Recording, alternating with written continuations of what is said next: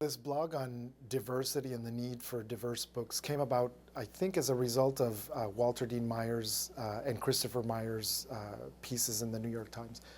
Uh, I'd been thinking about that very topic myself for a few years before, and how I think we educators talk a good game about wanting to diversify our libraries because our readership is very, very diverse. And yet, I think when it comes down to it, we don't take chances.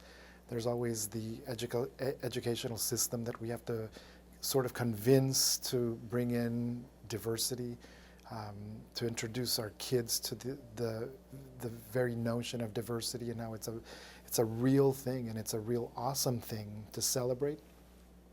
And so when Walter Dean Myers passed away, I was moved then to begin writing this piece that had been working in my head for such a long time.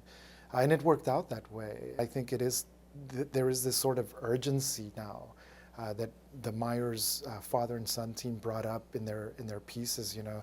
We cannot just rest. We've actually got to push this agenda to the very limits until people figure out, especially those of us in education, that our kids have to be able to see and read and hear themselves in the books that we require of them, that we introduce them to, that we as the authority figures in the classroom, in a sense, put our stamp of approval on, and therefore tell them are the very books that they should be reading.